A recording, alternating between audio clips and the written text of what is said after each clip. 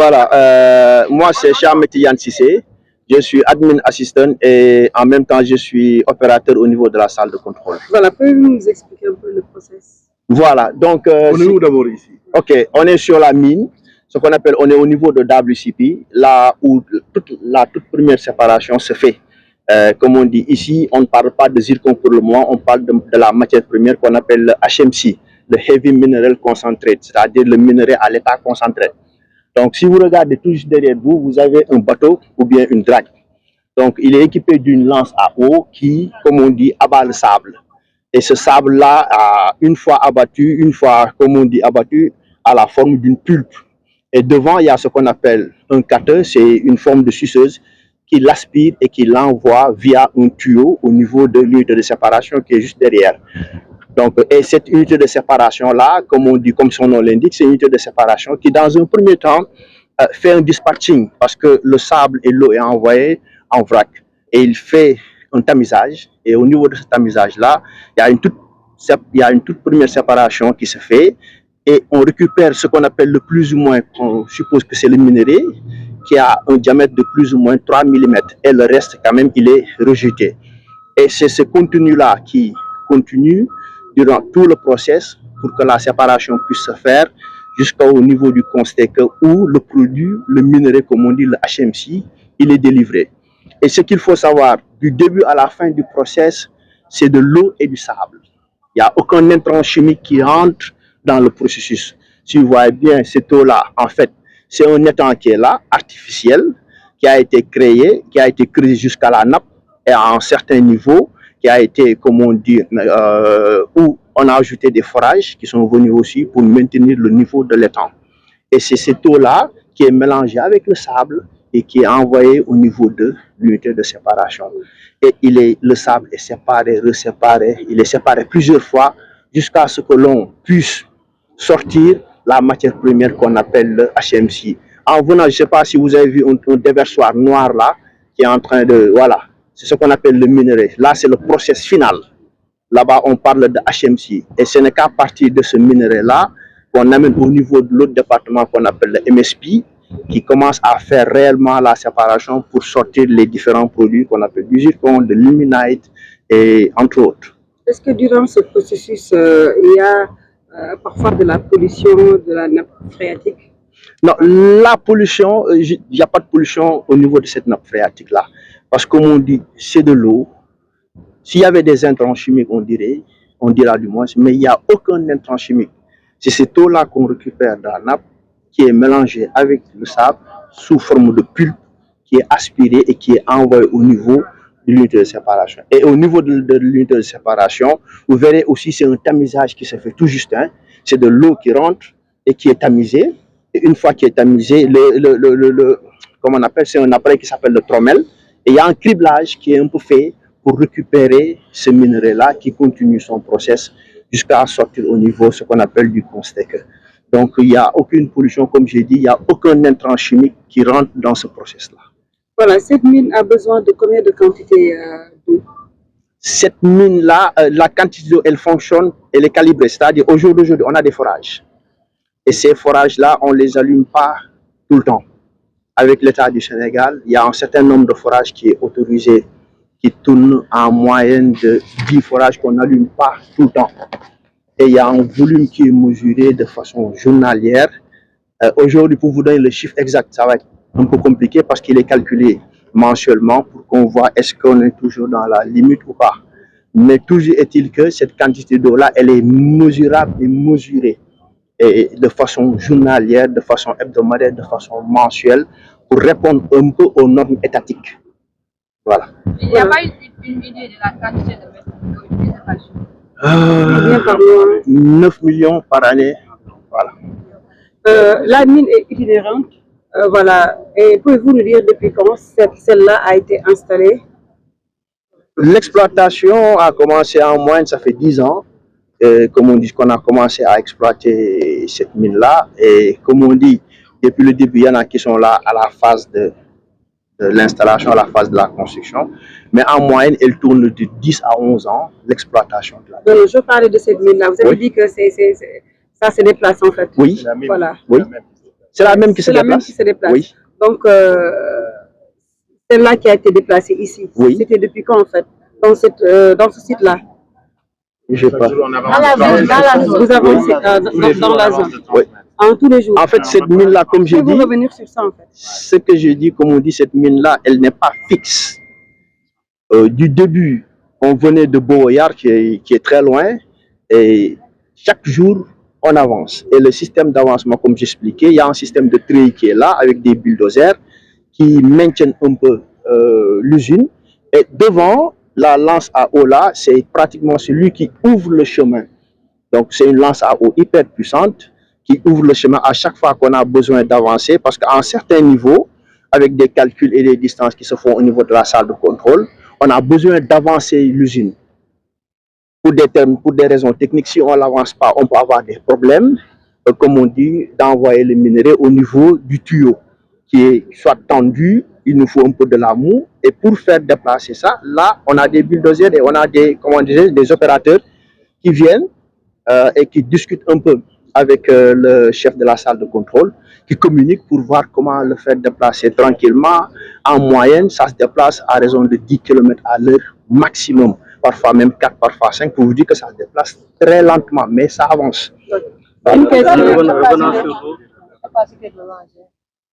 Le Quel engin? Oui.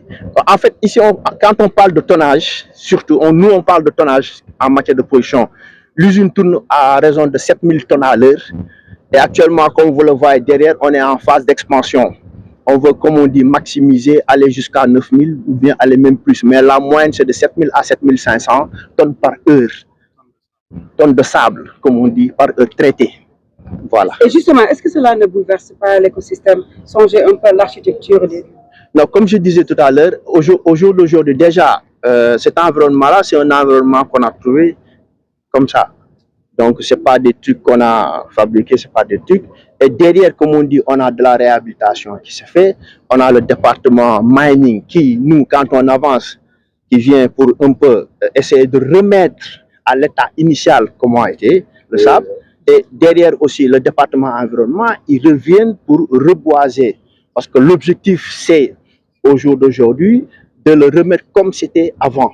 Et non quand même de juste passer pour dire que ben, on a fait notre taf, derrière, on ne s'occupe pas de ça. Non, l'objectif, c'est on a 2 ou 3 départements qui s'occupent que de ça. Et si en venant, je ne sais pas si vous êtes passé, vous avez vu quand même qu'il y a des zones qui ont été déjà exploitées et qui, on voit des arbres qui sont en train de repousser. Donc, peut-être, oui. J'ai 2 questions. Est-ce qu'il vous arrive d'avancer et que vous n'ayez pas la compte qui a prévu? La deuxième question, oui. La décimation de la production, c'est dans quel marché? Voilà, donc pour l'avancée, la quantité, parce qu'en fait, comme on dit, c'est un face nous, comme on l'appelle. Et cette façade-là a des réalités. Il peut arriver qu'on soit dans des zones où, aujourd'hui, par exemple, qu'on rencontre ce qu'on appelle nous le hard face, c'est-à-dire que ça soit très dur à exploiter, qu'on n'arrive pas à pénétrer, comme on dit, le sable comme il faut. Donc ça, c'est des réalités, comme on dit, qui arrivent. Et en général, quand on est dans de pareilles situations, techniquement, c'est des réunions qui se font du moins, c'est des meetings pour voir qu'est-ce qu'il faut faire pour pallier à ça. Mais c'est des choses qui arrivent parce qu'au fin fond, on ne sait pas ce qu'il y a.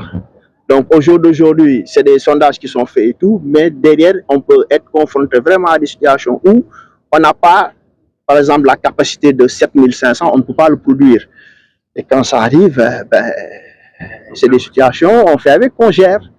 Et qu'on sait que peut-être dans une semaine, on sera dans une zone où le sable, vraiment, ça sera vraiment du soft, comme on dit, pour pouvoir avancer rapidement. Par rapport à l'utilisation de l'eau, vous avez dit oui. que ça allait oui.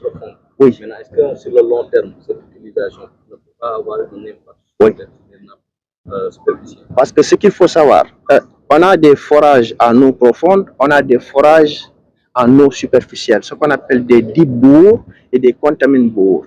Le deep bore, il est carrément à l'état profond, et l'autre en surface, on a ce qu'on appelle des contamin bores. Et maintenant, de l'un dans l'autre, on crée un certain équilibre pour que la nappe ne soit, qu'on ne tarisse pas la nappe. Donc, surtout par rapport au forage en termes superficiels. Et derrière, on a des retours d'eau. Si vous regardez ici derrière, on a des retours d'eau sur les lignes de traitement et on a un retour d'eau aussi sur ce qu'on appelle le constaker. Et ça, c'est des retours d'eau qui sont directement sur la nappe. Ce qui fait que l'équilibre, il est parfaitement créé pour pouvoir ne pas en arriver à ce stade-là. Voilà. Est-ce que le travail n'impacte pas également l'accès à l'eau potable pour la population? Parce qu'on a vu tout à l'heure dans des maisons où l'eau est vraiment polluée, si je peux me permettre. Oui. La couleur est comme le sable. Est-ce que c'est pas dû au processus-là que vous... Je pense... Oui, allez-y, je vous en prie. Non, moi je voudrais juste rectifier sur la pollution de l'eau. Si vous avez peut-être fait des tests, le temps qu'on ait été là-bas et ici, moi je veux bien les voir. Mais aujourd'hui, moi je ne sais pas sur quoi on peut se baser pour dire que cette eau-là est polluée.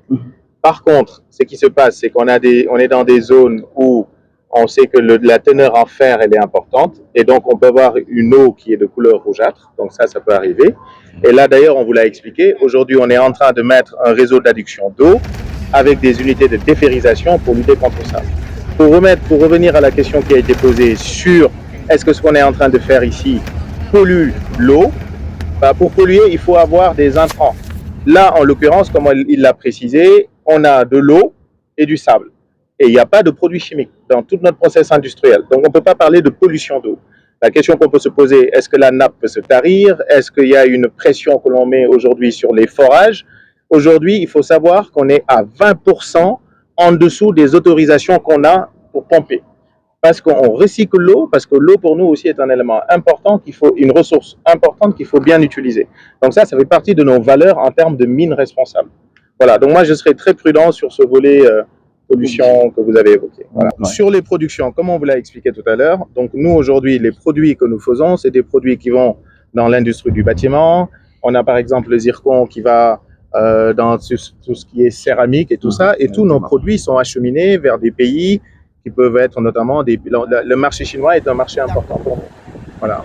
Moi, je voudrais aussi préciser une chose, c'est qu'aujourd'hui, vous avez quand même une industrie qui est assez particulière, qui est complexe, et je pense qu'il faut s'arrêter aussi sur le capital humain qu'on a ici au Sénégal. Et ça, il ne faut pas partir d'ici sans en parler. C'est qu'on a, on est une mine avec une expertise qui est pointue, des Sénégalais qui sont là, qui ont cette expertise-là, et qui permettent aujourd'hui à cette entreprise d'être l'une des meilleures entreprises dans son domaine. On est le 4e producteur mondial de produits titanifères. Agsi ngeen si miinu zircon bu Diogo. Donc man maa ngi tudd Abdou Babou Sakho, employé la fii ci usine bi.